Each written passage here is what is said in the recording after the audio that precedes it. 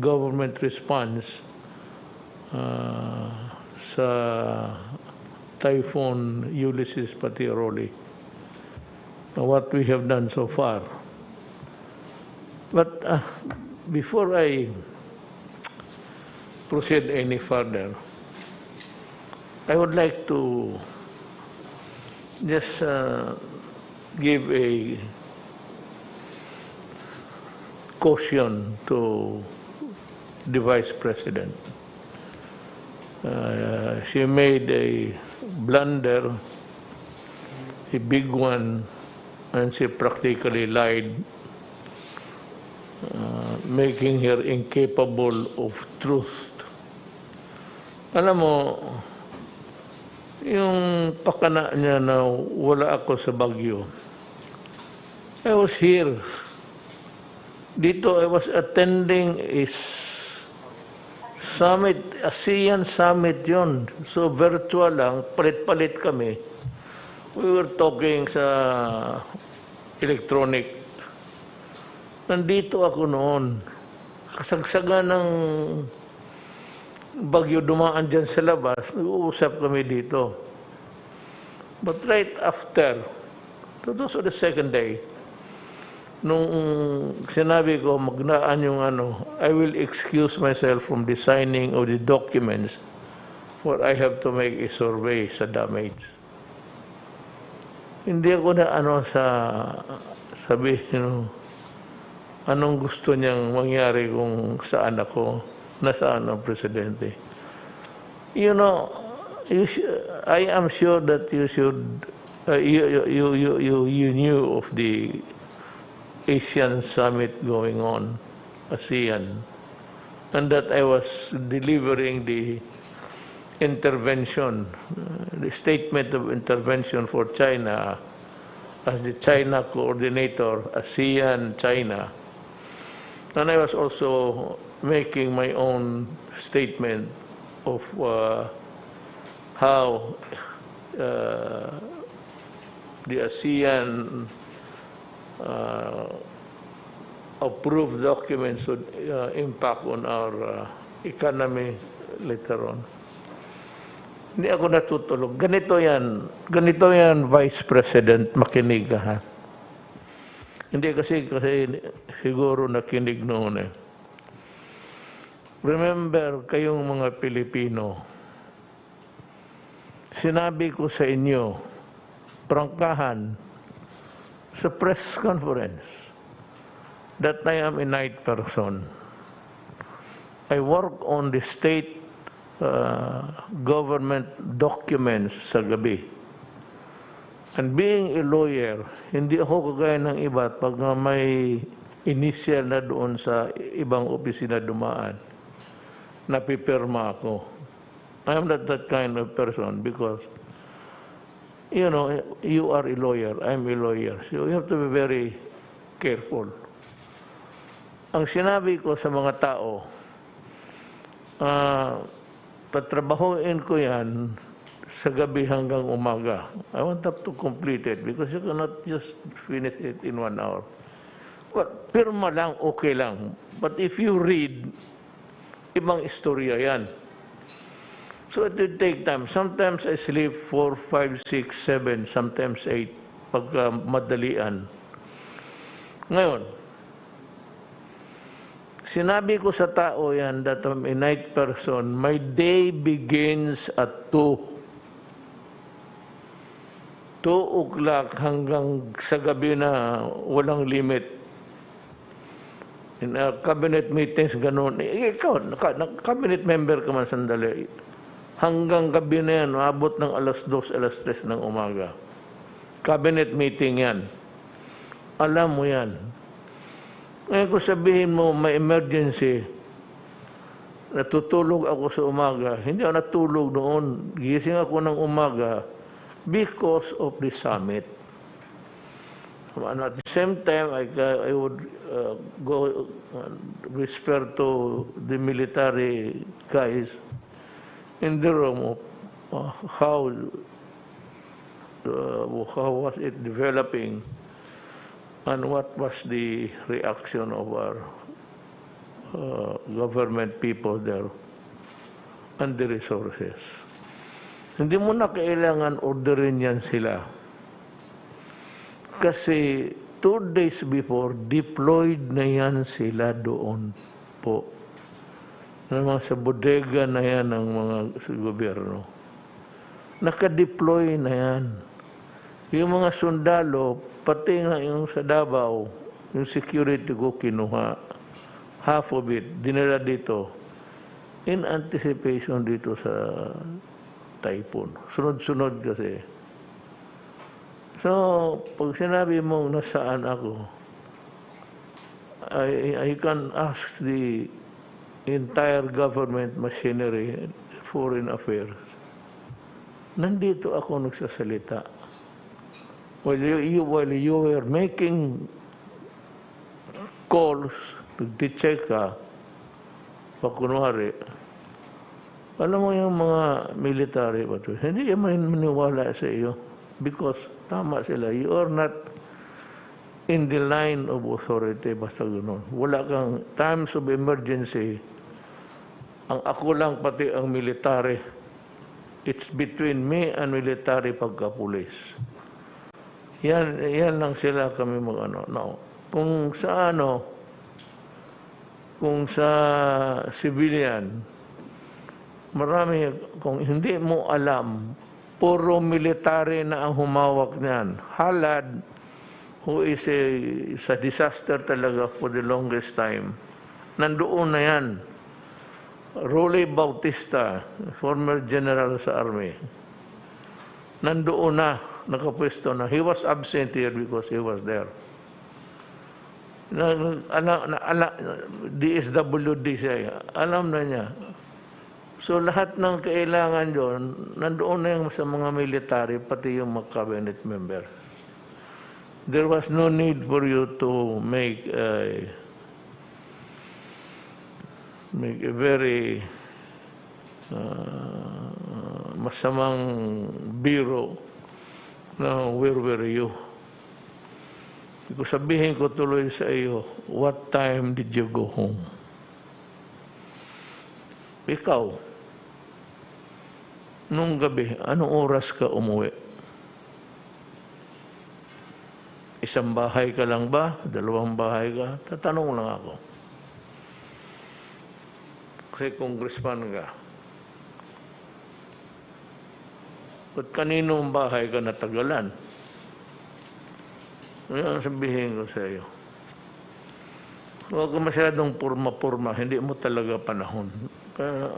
Hindi mo pa panahon. Not time to be making a grandstanding coming up with it. Hindi ninyo alam na nagtatrabaho ako na timingan na ito si summit and I cannot excuse you for not knowing it. You knew that there was a summit going on. And you had the goal to say, nasaan ang presidente?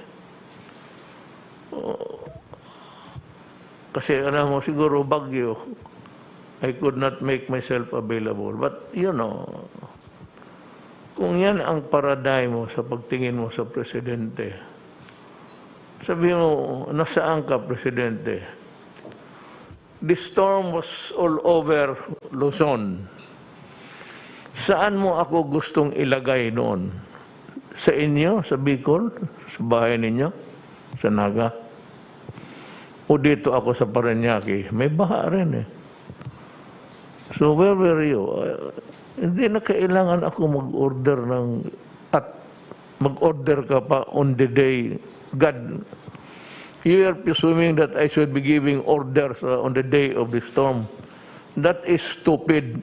That is why you cannot become a president, really. Mahina ka eh. Wala ka nang ibigay ang order kasi ang order na ibigay na 2 or 3 days. You do not give orders on the day of the war. Patay ka. So I don't hate to say this, but kung gano'n ka, huwag kang magtakbo ng presidente. Talagang mahina ka. You do not know, and then you lied. You were not honest. Isa pa yan. When you alam mo may summit going on. ASEAN summit. And I was giving the longest speech there because I was the intervention in the plenary. Yun ang totoo dyan. Kaya ako lumipad doon sa Bicol. Inunahan mo ako pa kunwari. But do not compete with me. And do not start a quarrel with me. Kasi ikaw, wala ka talagang nagawa. Except yung mga tawag-tawag. Tawag ka kunwari, nasaan na yung mga helicopter? Nalipad na ba? Of course, they would say yes. Your question would suggest the answer. Yung bang mga helicopter natin na-deploy, yung ating mga yes, yan puro. Then you make it appear na gumalaw ang armed forces. Kaya kita mo ininsulto ka ng dalawang general. One is, I think, a Marine officer and the other one is an Army.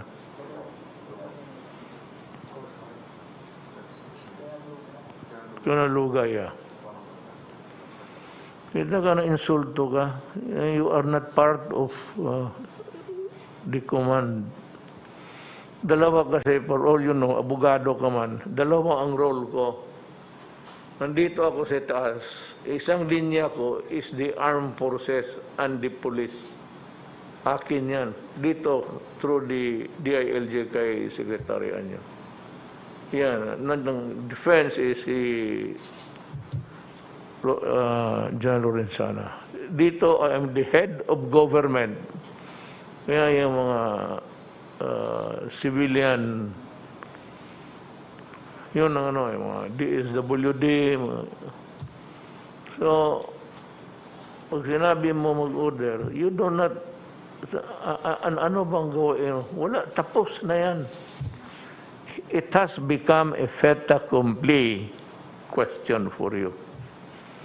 You do not give orders on the day of the battle. You go and tell your soldiers to deploy and to take their position so that when the enemy comes, you'll be able to respond appropriately. That is the analogy. Hindi ka magbigay ng order, where is he? When the storm is raging, wala ka ng order maibigay. Sometimes the lines are cut. Ano po bang ibigay mong order dyan? It's too late. Kung sabi mo kukunin pa nila yung mga boats dyan sa... They were already near to the nearest military installations. Naka-standby na. So, next time, do not commit the mistake or I'll be forced to insult you. Because you are playing too much,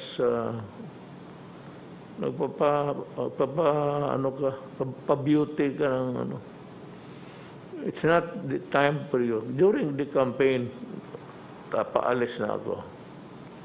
Sige, subukan mo. Matagal na ako maraming sabihin sa iyo, pero reserve ako na lang. When you start your campaign, kung magtakbo ka ng presidente, waswasan kita ng gusto. This is your nightmare. Sabi ko, pagka-incompetent mo, and you were lying, you knew that I was working. You knew that there was a ASEAN summit. Do not tell me that you do not know about these things. You are the vice president of this country. And you cannot pretend that you do not know what was happening sa gobyerno.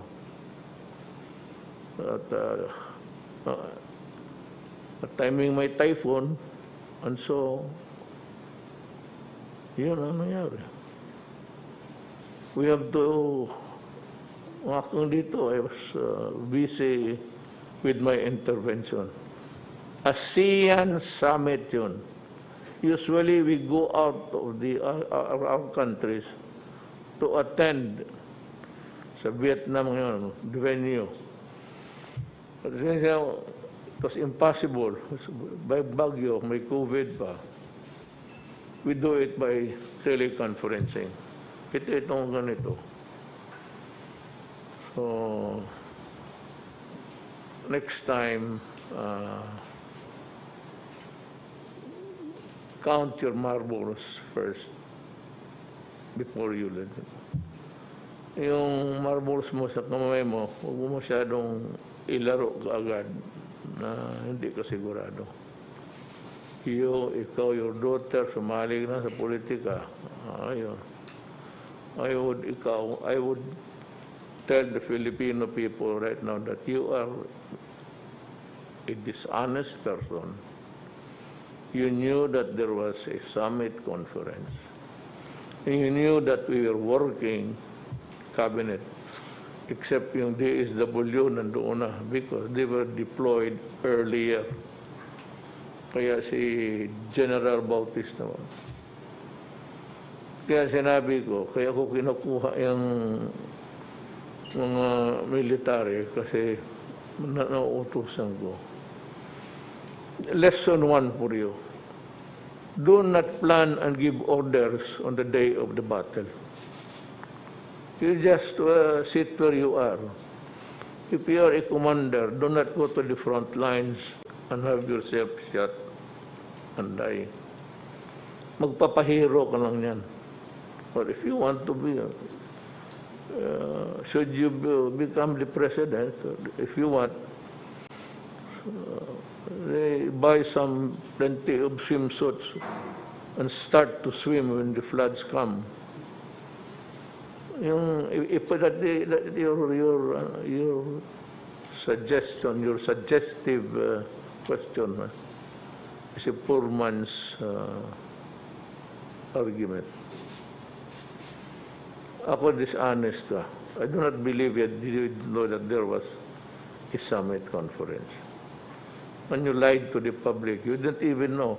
Or you don't even know how to tell, how to present it. Na alam mo, meron tayo, without even mentioning me, do not mind me. I can survive.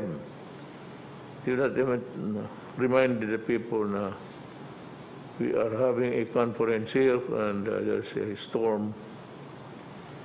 Basta ikaw, kaya gusto kong malaman, ikaw gabi-gabi, lumalakad ka man, anong oras ka umuwi? At kaninong bahay ka tumatagal? Thank you. Now, we will give the people a rundown of dito muna tayo mag-umpisa sa just give us the simple rundown. Huwag mo na, do not go into it, but if you have the PowerPoints, well, about the response of your departments during the COVID, then we will go to the bakuna, which is what the people are really waiting for. We can begin with Senate Secretary Duque. Military installations, naka-standby na. So, next time, do not commit the mistake or I'll be forced to insult you because you are playing too much pa-beauty ka ng ano. It's not the time for you. During the campaign, paalis na ako. Sige, subukan mo. Matagal na ako maraming sabihin sa iyo, pero reserve ako na lang. When you start your campaign, kung magtakbo ka ng presidente, waswasan kita ng gusto. Well, this is your nightmare. Sabi ko, pagka-incompetent mo, and you were lying. You knew that I was working. You knew that there was a ASEAN summit. Do not tell me that you do not know about these things. You are the vice president of this country.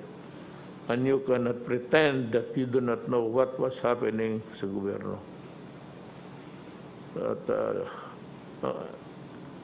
At timing may typhoon, and so Yun ang nangyari. We have to, akong dito, I was busy with my intervention. ASEAN Summit yun. Usually we go out of our countries to attend sa Vietnam ngayon, the venue. But it was impossible. By Baguio, may COVID pa. We do it by teleconferencing. Itong ganito. So, next time, count your marbles first before you let it. Yung marbles mo sa kamay mo, huwag mo masyadong ilaro kaagad na hindi ka sigurado. Ikaw, your daughter, sumali na sa politika. Ayun. I would tell the Filipino people right now that you are a dishonest person. You knew that there was a summit conference. You knew that we were working cabinet, except yung DSW nandoon na because they were deployed earlier. Kaya si General Bautista naman. Kaya sinabi ko, kaya ko kinukuha yung mga military kasi nauutusan ko. Lesson 1 for you. Do not plan and give orders on the day of the battle. You just sit where you are. If you are a commander, do not go to the front lines and have yourself shot and die. Magpapahero ka lang yan. But if you want to be, should you become the president, if you want, buy plenty of swimsuits and start to swim when the floods come. Your suggestion, your suggestive question is a poor man's argument. Ako dishonest ka. I do not believe you didn't know that there was a summit conference. When you lied to the public, you didn't even know.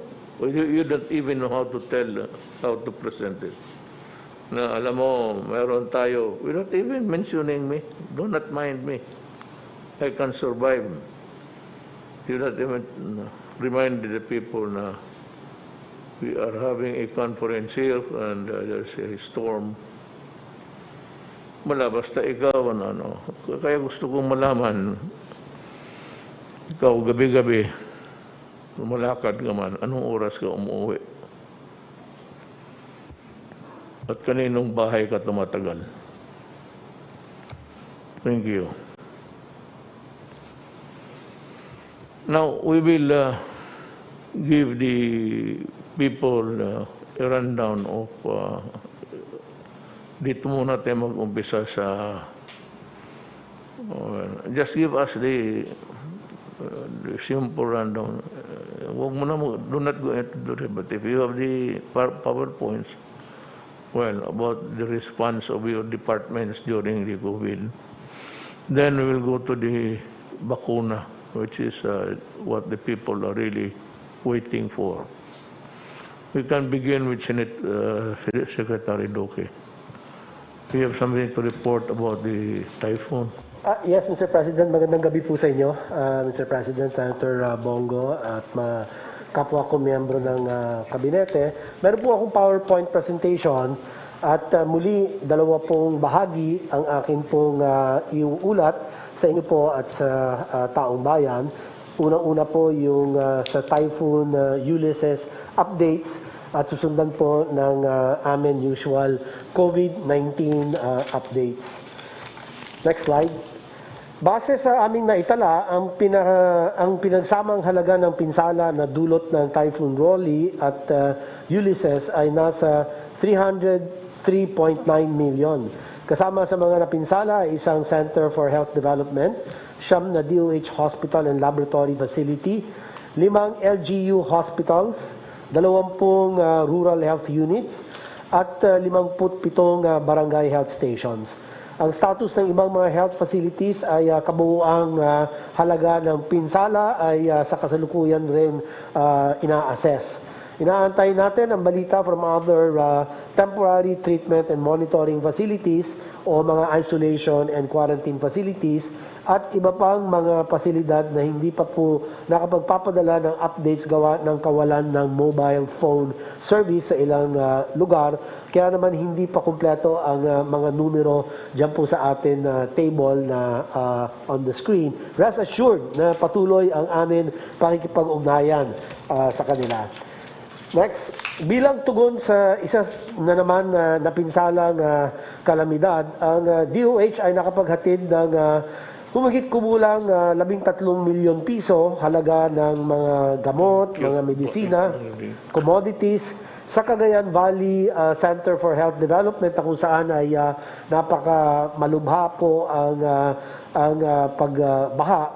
At ganoon din sa Calabarzon CHD ay a little over 2 million pesos po ang halaga ng atin na ibigay na ayuda at mga 2.1 million naman sa NCR CHD. Patuloy din ang ating pakikipag-ugnayan sa iba pang apektadong Centers for Health Development, ang NDRRMC, ang Response Cluster, at iba pang health partners upang siguruhin may abot natin ang health services at masigurong efficient and coordinated ang atin pong pagtugon sa kalamidad na naranasan po ng mga komunidad, lalo na ang mga lugar na malubhang naapektuhan. Sa paghatid natin ng mga serbisyong pangkalusugan, sinisigurado natin na nasusunod ang minimum public health standards upang masiguro na nakapaghahatid tayo ng kalidad na health services habang iniiwasan ang pagkalat ng COVID-19 in affected areas. So yan lang po patungkol sa health response to the Typhoon Ulysses na nag-overlap po with Typhoon Rolly. So patuloy po muli ang assessment. Para naman po sa update na ginagawa ng DOH para ma-facilitate ang pag-approve ng mga bakuna at iba pang mga gamot laban sa COVID-19, ang DOH through FDA ay kami po ay nagpropose respectfully na pag-adapt ng Emergency Use Authorization or EUA.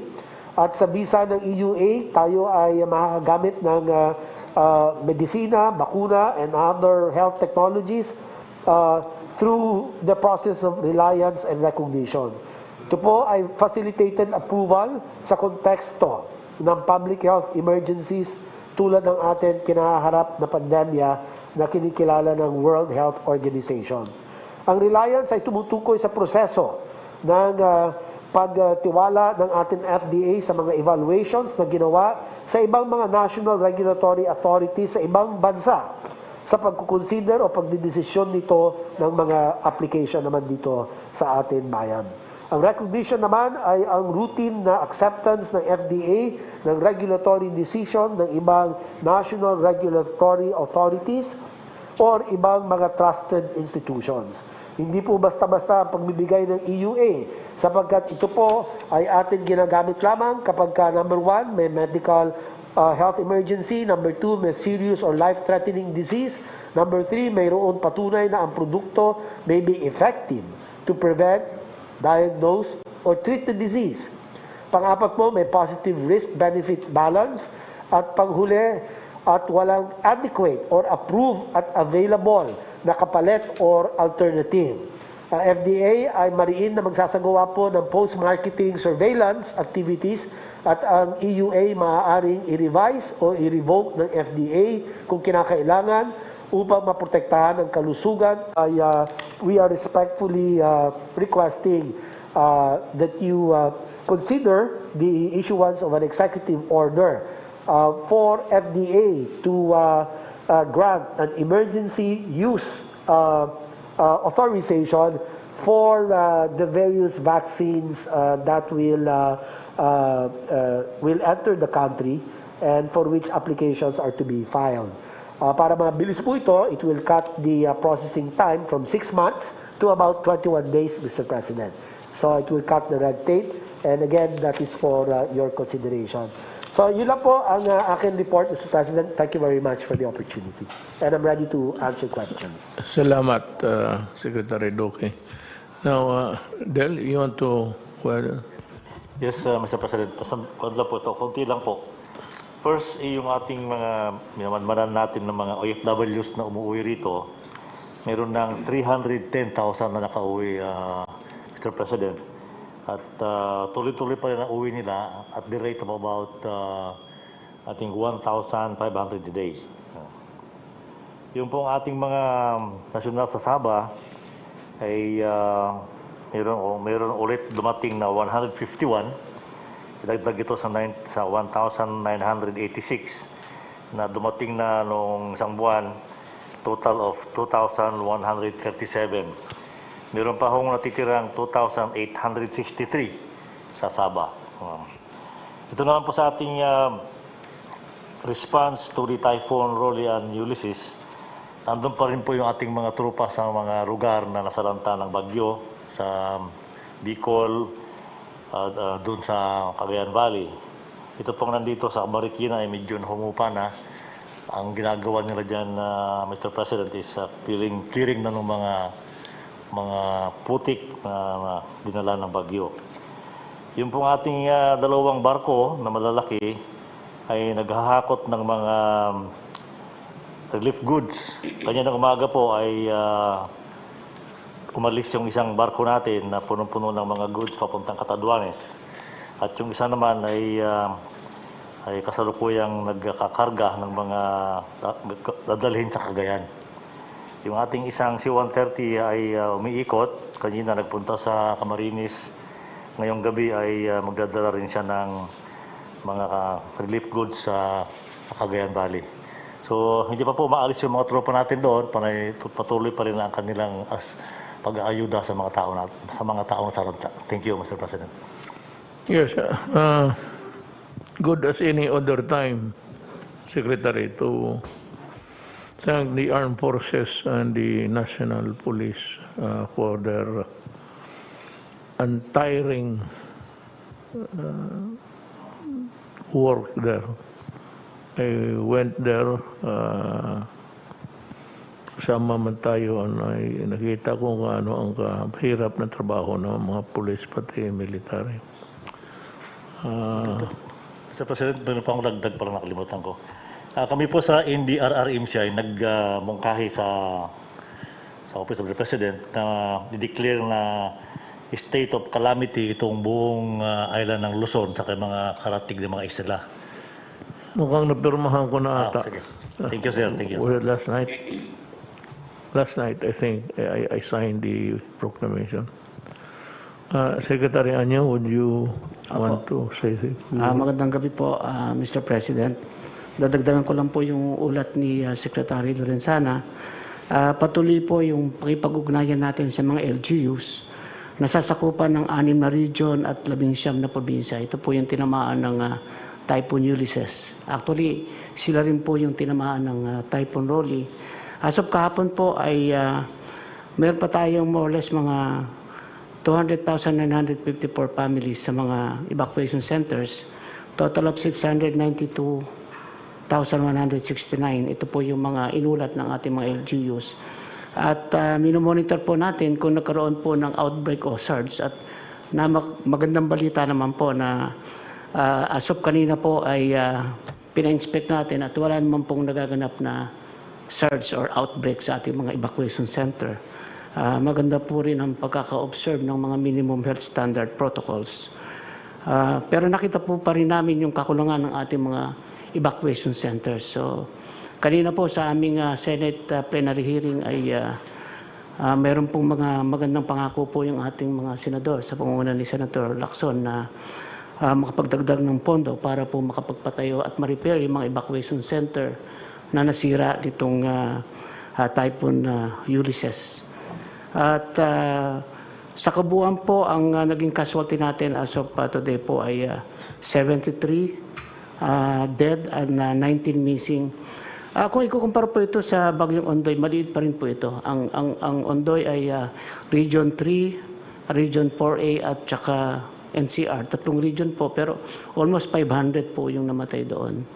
Dito po, covering almost the entire Luzon with only 73 casualties. Nakapaganda po tayo. Katulad po nung sinabi ninyo na 3 araw pa po bago dumating ang mga bagyo na yan, nagmi-meeting na po kami sa NDRRMC at nakadeploy na po yung mga tropa, mga ahensya.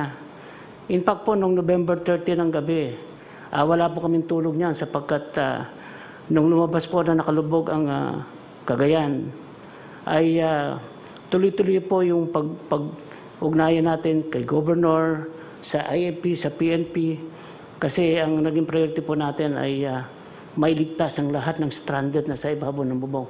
Tuloy-tuloy po yun. Hanggang sa kinabukasan, nakarating na rin ang mga dagdag na tropa ng Coast Guard, ng AFP at saka PNP at Bureau of Fire Protection. So ito po yung template na ginagawa natin at marami po tayong nasisave na buhay. So pag-iigingin pa po namin yung aming paghahanda para sigurado na ma-attain natin yung zero casualty kapag magaganap ang mga ganitong mga typhoon or disaster. Nagsisimula na rin po kami ng pag-uusap, yung sinasabi natin na kung paano i-manage yung mga dam.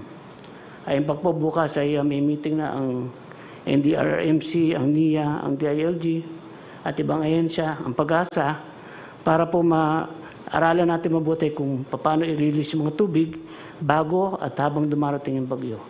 So yun lang po, Mr. President. Thank you. As I have said, I am quite overly satisfied with the performance of the uniformed personnel of government. Now, itong Secretary Lorenzana mentioned about the repair of evacuation centers.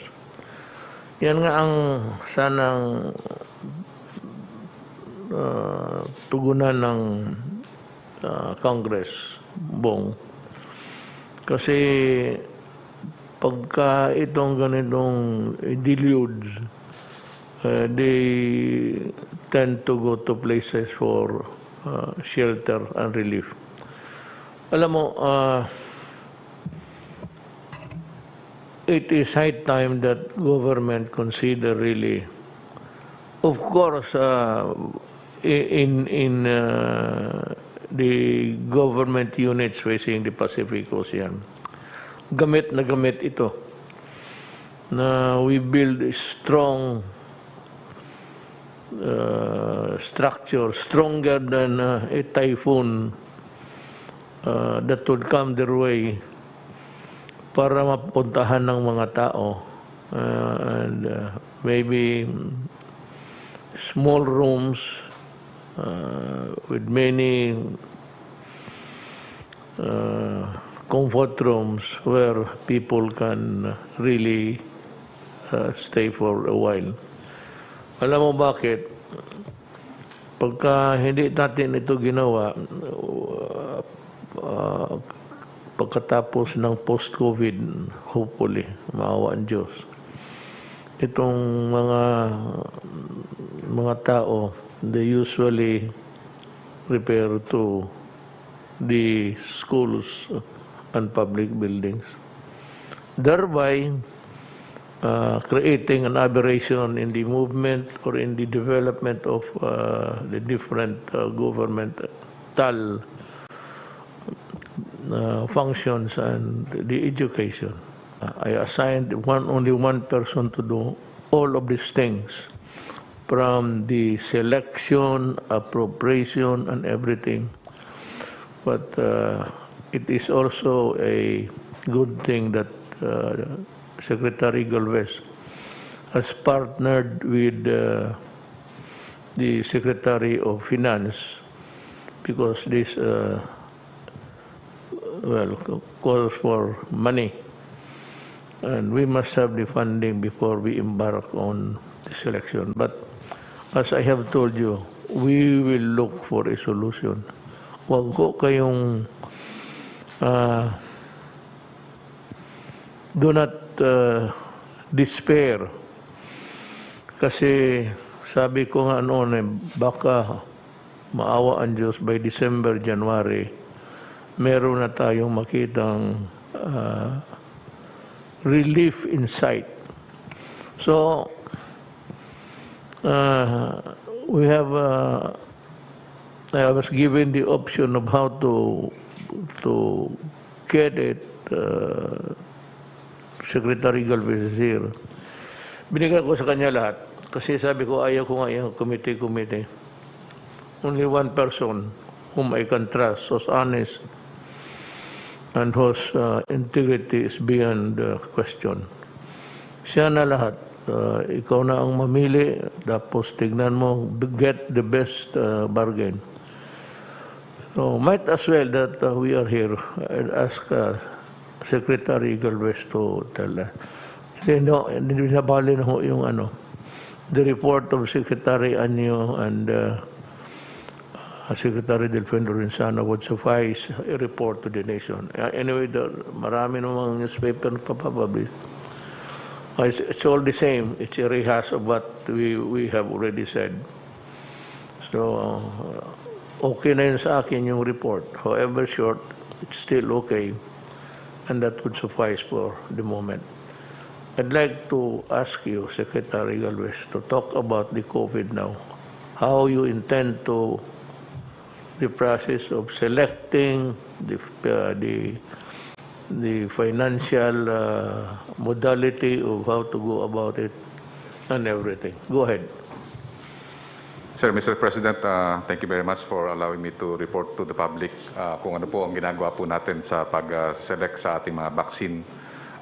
Tuloy-tuloy po yung evaluation po ng ating vaccine of experts at saka ng FDA kung ano po yung tamang solusyon ng pagkukuha ng vaccine. At ang ating pong vaccine of expert ay nirank po yung 17 po ang ating pong possible sources of vaccines sa iba't ibang mga bansa. At out of the 17 po, sir, siyam po yung nasa tinatawag nating phase 3 trial.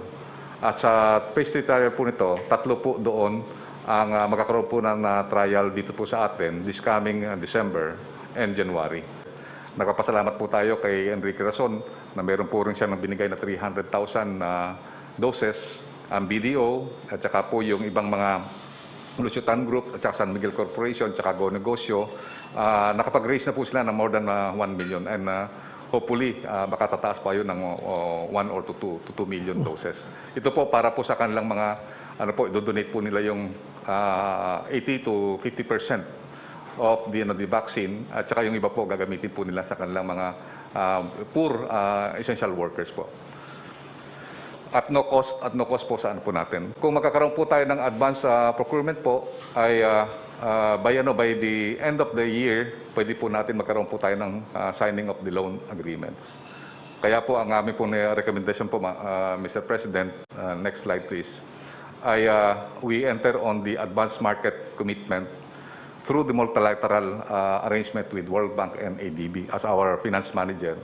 At the same time, we have to also to have various modes of financing, including private-public tripartite agreement, without a cost with the government. So the private sector will finance it by buying directly to the vaccine company, but with the regulation that the DOH will be the one who will decide where the vaccine will be given. And then also, we have recommending the emergency use authority to be issued by FDA via a proposed EO as proposed by Secretary Duque. That's all, Mr. President. And hopefully, sir, kung makapag-move po tayo, we can be assured yung 30 million doses to 50 million doses by next year po, sir. Pagka nag-roll out po ang ibang bansa, we can also have our rollout here, sir. Thank you.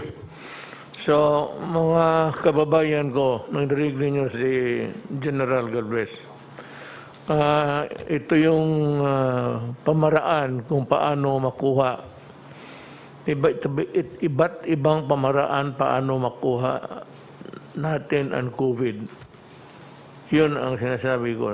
Now, may mga arrangement, may mga walang bidding, may bidding, o diretso yung executive order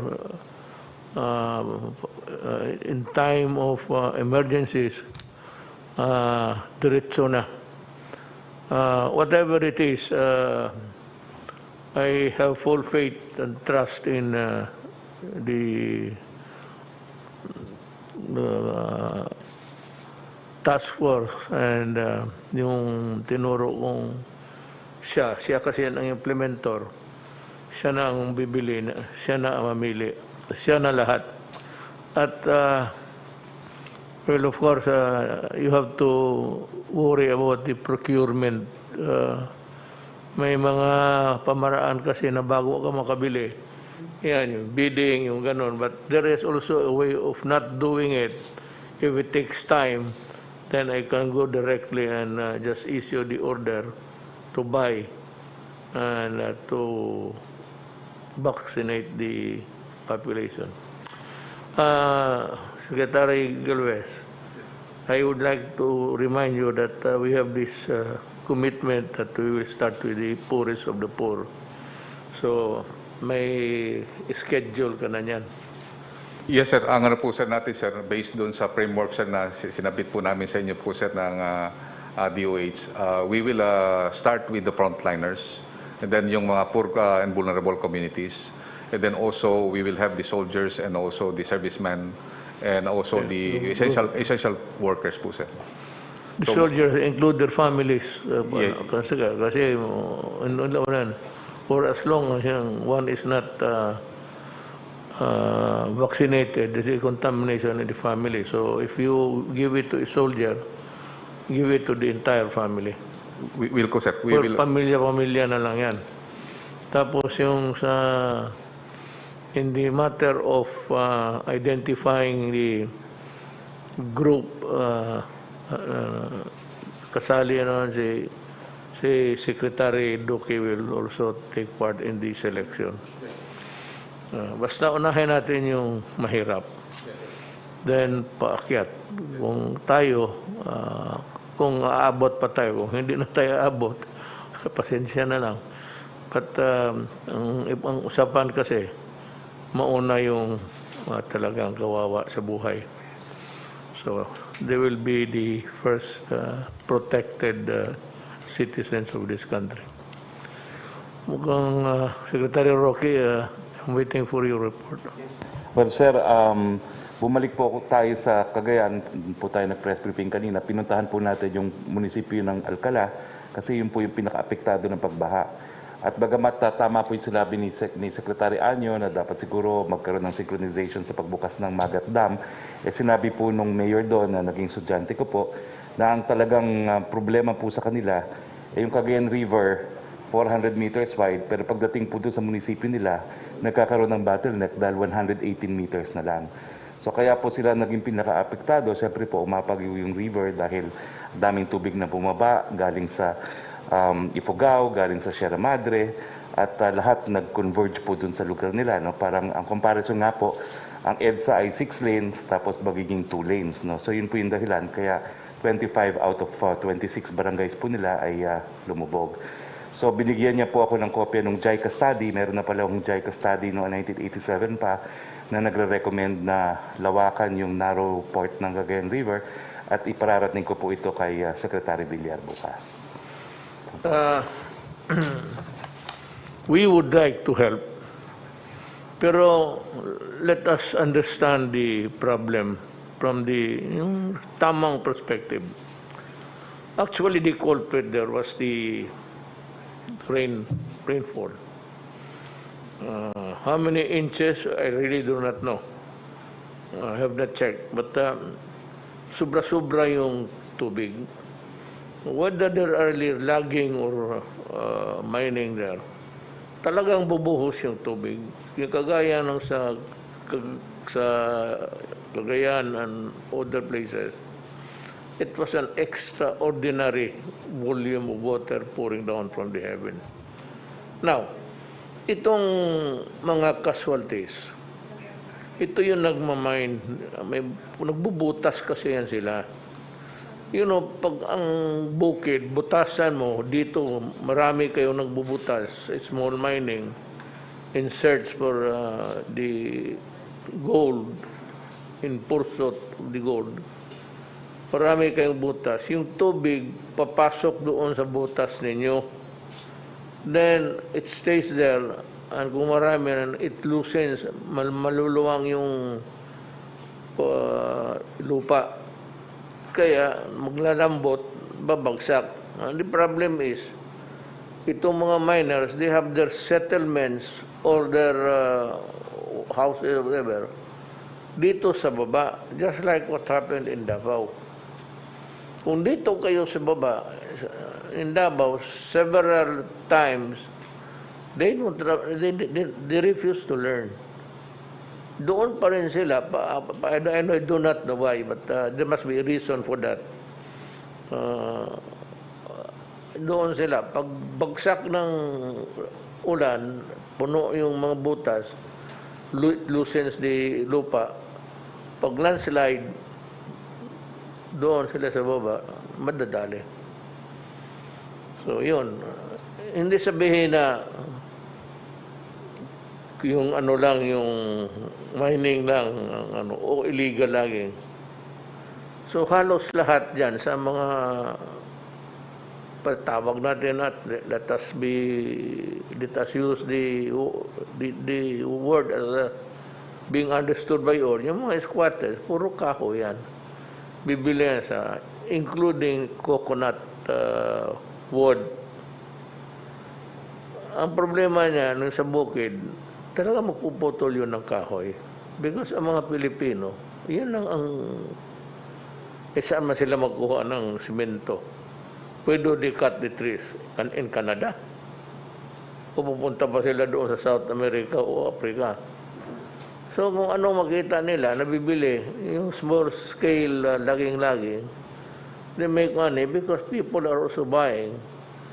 At karamihan niya, ginagawa ng excuse me, bahay ng mga tao. And the population is increasing, so the needs are also greater every year. Magtatayo ng bahay.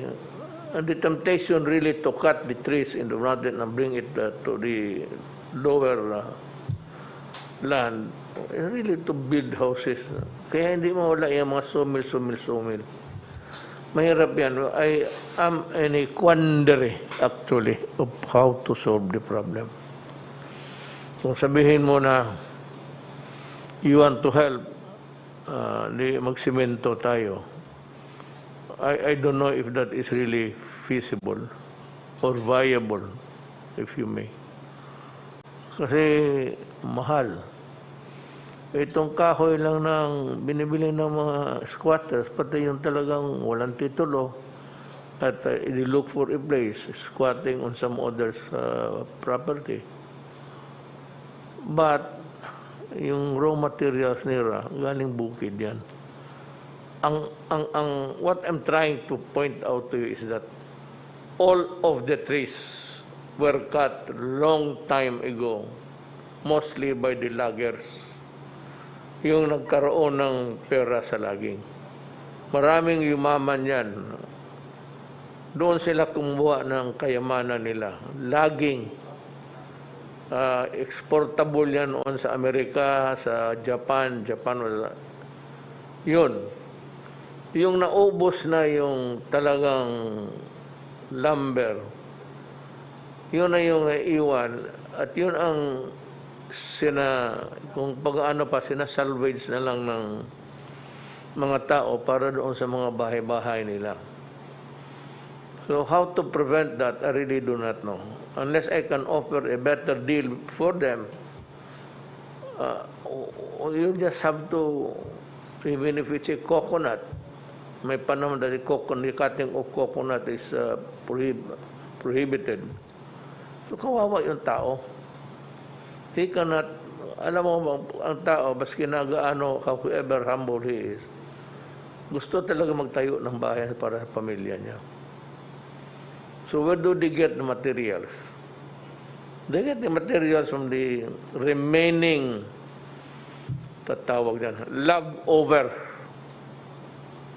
Yung dinaanan na ng logging at noon yung hindi pinutol kasi maliit pa, medyo ngayon malakas na, and they would try to, mahalaga na sa kanila yan.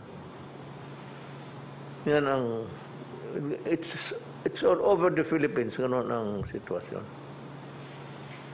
So, ang pag-control na lang is really how to build, or the dams are also not a good alternative kasi at one time you will have to release the water, or otherwise a greater damage will be created. Kung mag-collapse ang dam, hindi mo hindi lang, butan dahan-dahan lang. Kung ang dam ang mag-collapse, there's a waterway created upstairs, babagsak yan doon sa mga tao. So that's my thoughts on the matter, actually. But despite of its fury, we were able to manage. Hindi naman, I know that it leaves a bad taste in the mouth to say that minimal ang namatay. Pero hindi kagaya ng Undoy. Ngayon, medyo and because we have a better, marami na kasi tayong, we have been buying ang Coast Guard, sige bilhin ng itong mga rubber boats. And they were the ones that were deployed. Sabi nga ni siya yung sa disaster, siya yung chairman. He ordered the deployment of the equipments to save lives 2 days before. Kaya ipahawak ko sa military. Hindi na ako because General Lorenzana knows his business. Pag ngayon na may typhoon coming in, he is already busy giving orders left and right. So ako, hindi na ako kailangan except to place my imprimatur na okay, sige yan ang gawin natin. And that's about a few words. Kung anong order during the kasagsagan, you do not prepare when the typhoon is already there. The typhoon simply was just too furious for everybody. So kung sabihin mo nasaan si Duterte, well, Lenny Robredo knew, I'm sure that there was a summit meeting. For her not to know it, it's a sin for a vice president to be ignorant about what's happening in government. And the only thing that you can say just to reach the media is saan si Duterte. When he knew that I was busy giving my statement of intervention, I delivered about 2 speeches. One for my being the coordinator. Ang Philippines is the coordinator of ASEAN China. And one pa yung para sa ating bayan. Statement for the country. He knew it, I'm sure. Vice President, she cannot pretend ignorance about that. That's why I said she is lying. She was a liar. At gusto ninyong palabas na tutulog. Kung ordinary times, walang emergency, walang typhoon, I told you right in the beginning of my term, I am a night person. My day starts at 2 o'clock in Malacanang. Sabi ko, kasi binabasa ko lahat yung dokumento. Hindi basta-basta yung dumadating sa akin, bulto-bulto yan. Even the promotion of the military and the police, isa-isa ko yan kung mayroon ba mga derogatory. Kung meron dyan nakaatas, binabasa ko. Tapos kung hindi naman masyado, I go ahead with the promotion. I promote them in spite of itong mga ano. Basta hindi lang mabigat na kasalanan. Ng insubordination, gano'n. Let their commanders do how to impose discipline. So yan ho ang nangyari sa noong bagyo. Nandito po ako, dito, I was delivering the statement for ASEAN as coordinator. Philippines is the coordinator. Then as a statement sa ating bayan. Nung kasagsagan ng hinihintay ko lang, but I told sila na pag lumampas yung bagyo, mag-take off ko. That was it. Nung sabihin mo maglangoy ako doon, alam mo kasi, kami lahat, we are workers of government. Trabahante kami. Alam namin ang trabaho, kaya ang pinasukan na Secretary Duque knows his business, General Galvez, he managed the war in Marawi together with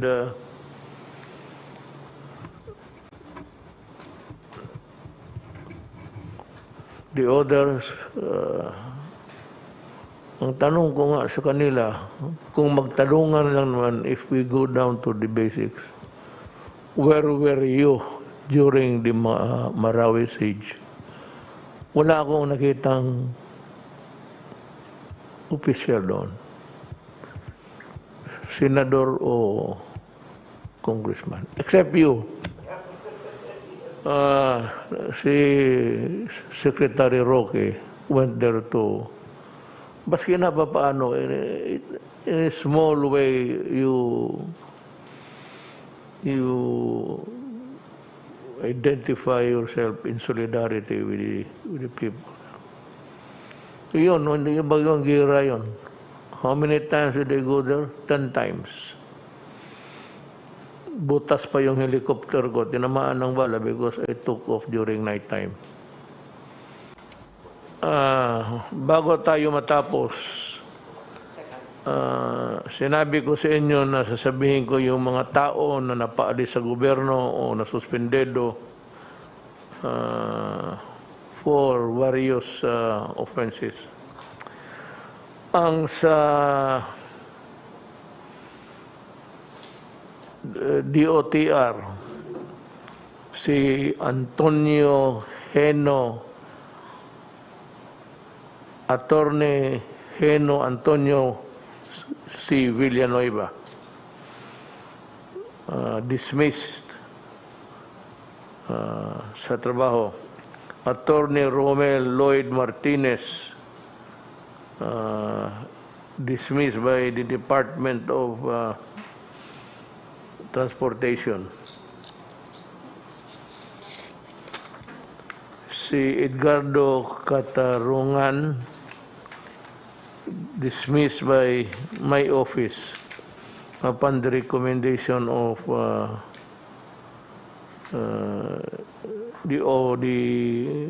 yung LTO. Si Romeo Buhay, suspendido lang ito ng 1 year.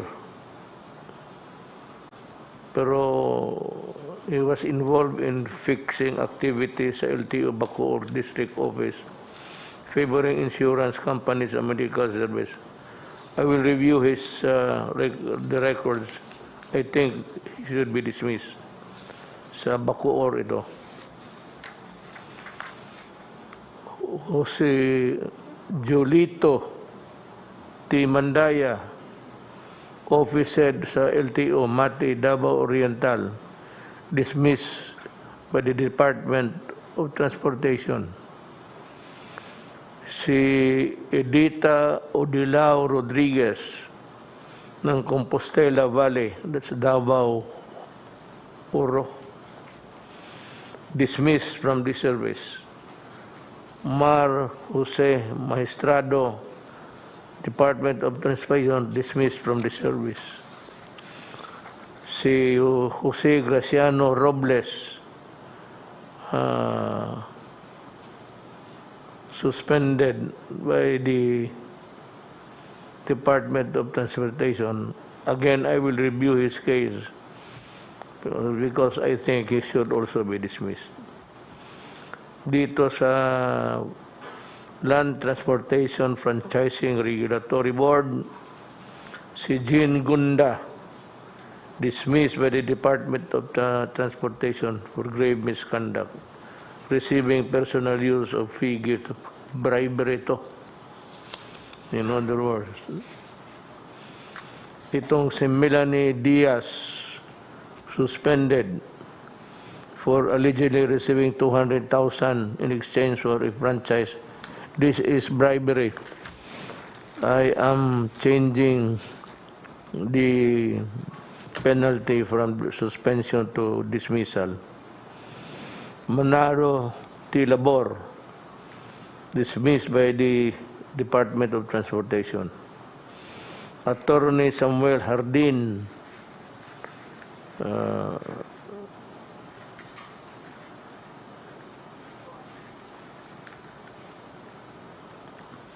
I will dismiss him because that is the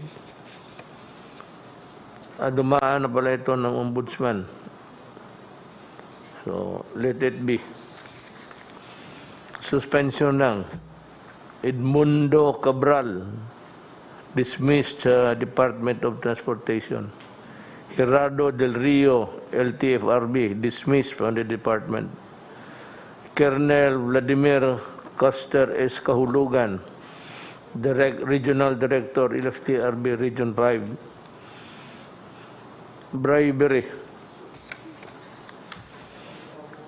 Andres Tabunda, falsification, making it appear that persons have participated in an act or proceeding when in fact did not so participate. From the Philippine Aerospace Development Corporation, which used to be under D2, the NCA is transferred to the DND. Commodore Gilbert Riuras,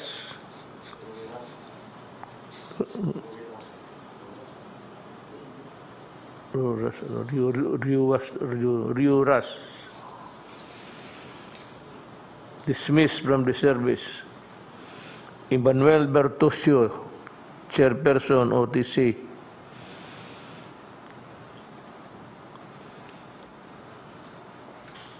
Illegal exaction, hihingi, bribery. Siriaco Bermejo, Office of the Transportation Security, dismissed by the department. Romeo Buhay, preventive suspension lang. Greg Arellano,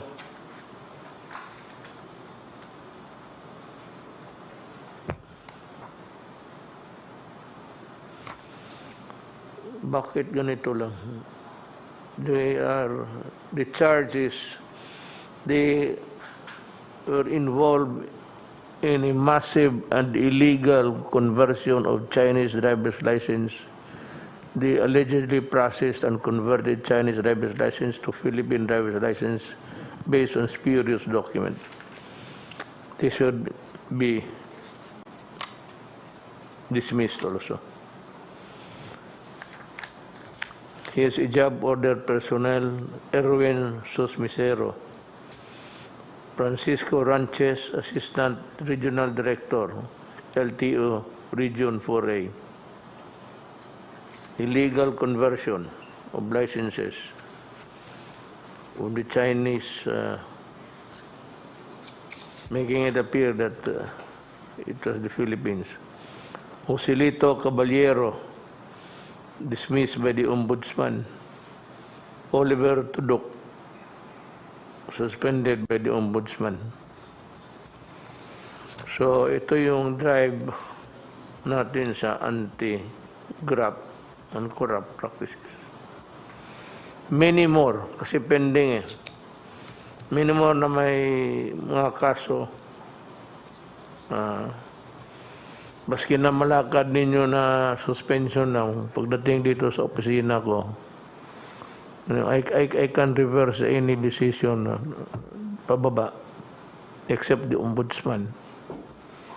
Kung dito sa akin, pag basta may pera, conversion ganon, dismiss kayo. I will reverse the decision from dismissal to from suspension to dismissal. Yan po ang nangyari sa ating drive, sabi ko, sa corruption. So, kung gusto ninyo, iba sa gobyerno, sige. Do it, and I'll be glad also to accommodate you. Oblige you, rather.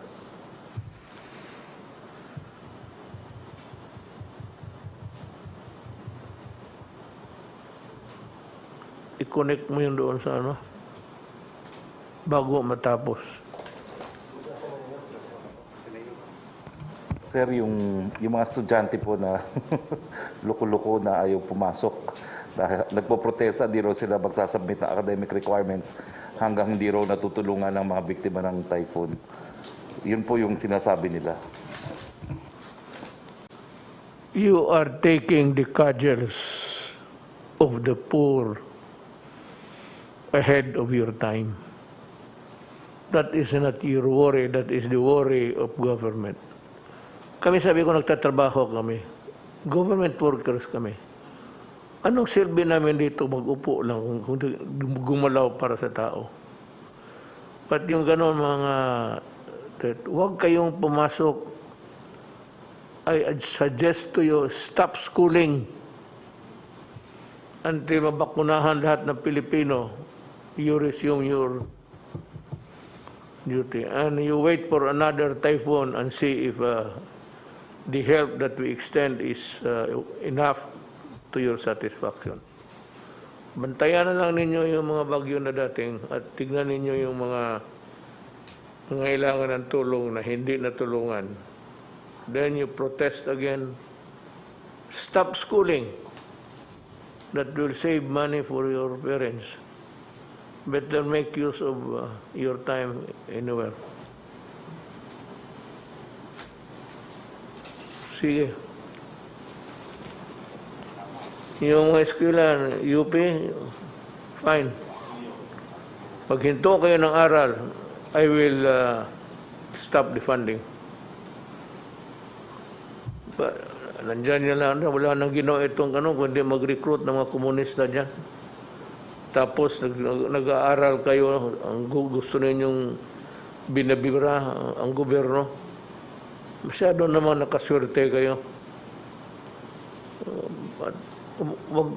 Wag talaga kayong manakot rather.